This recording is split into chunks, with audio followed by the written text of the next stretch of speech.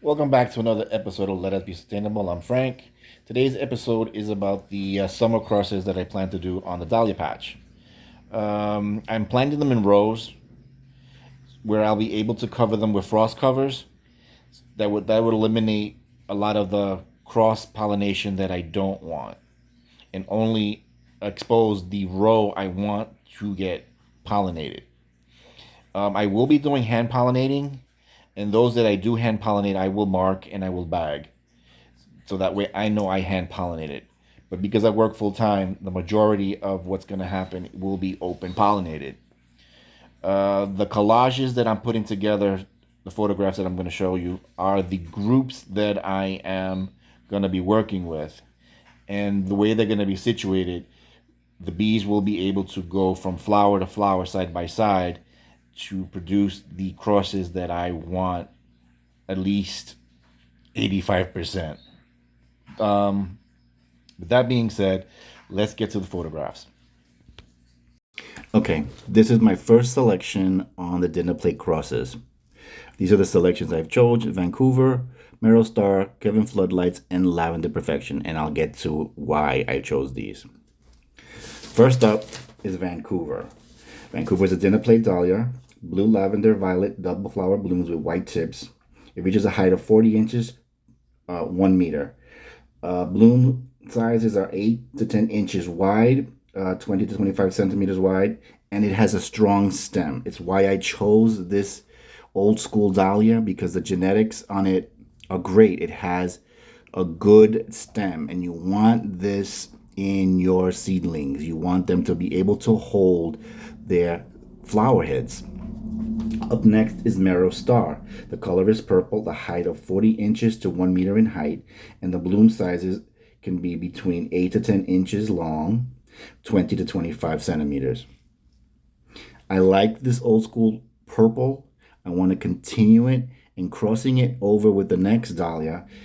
I'm hoping that it will create something like a cafe au lait, because the purple and the yellow kind of cancel each other out, creating these cream colored dahlias.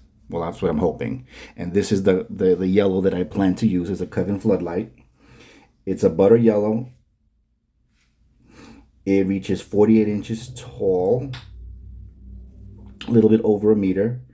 In blue sizes, the bloom size is 8 to 12 inches, and it's a good tuber producer, something you want in your dahlias to produce tubers, especially if you're going to be a tuber producer like myself. You want to be able to know that your seedlings can produce excellent tubers, and this one does, and you want this in your genetics. Now, Lavender Perfection is the other one I chose for this collection because of its lavender color. It reaches a height of 3 to 4 feet, 91 to 1 meter, and the bloom size 8 to 10 inches.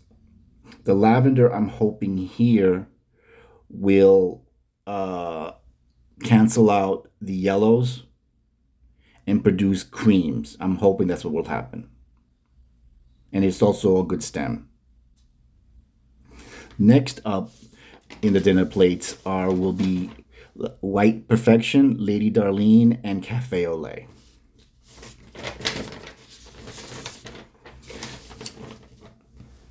These are 3 dahlias I chose, which are old school, but are great ones to have in any dahlia breeding program. So I'll explain why in a second.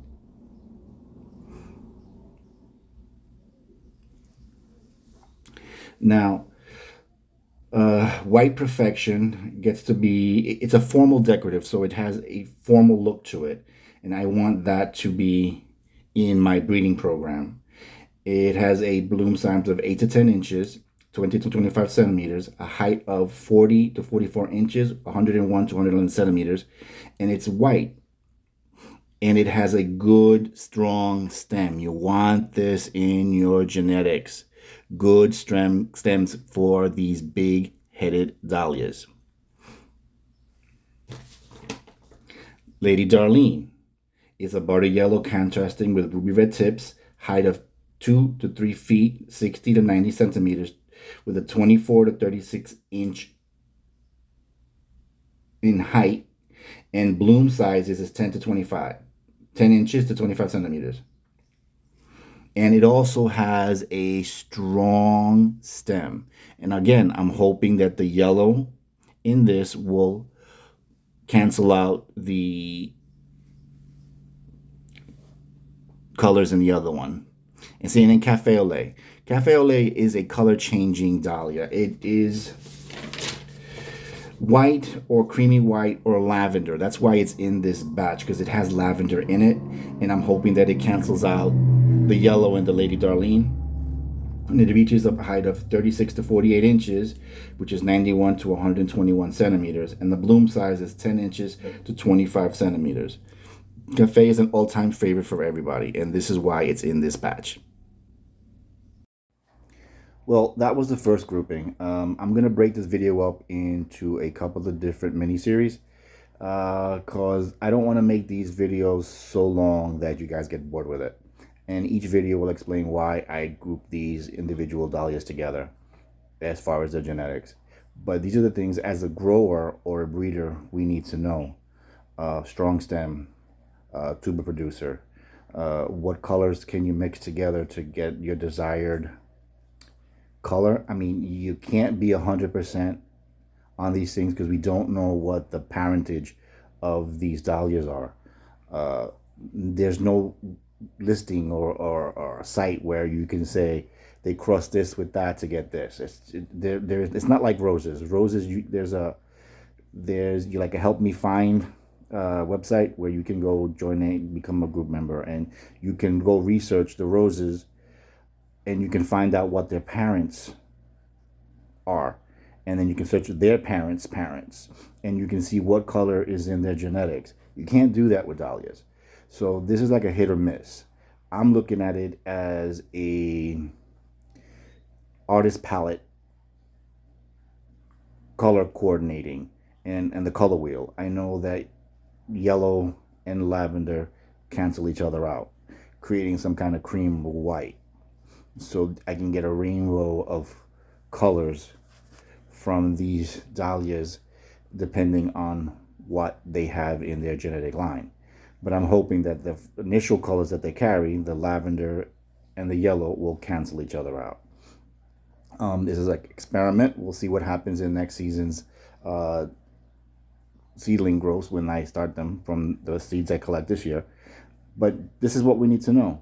Experiment, document these crosses so that future breeders have something to look back on. There's nothing out there that explains these color crosses in dahlias, and that's what I want to do to help future breeders know, hey, this is what I crossed, this is what I got.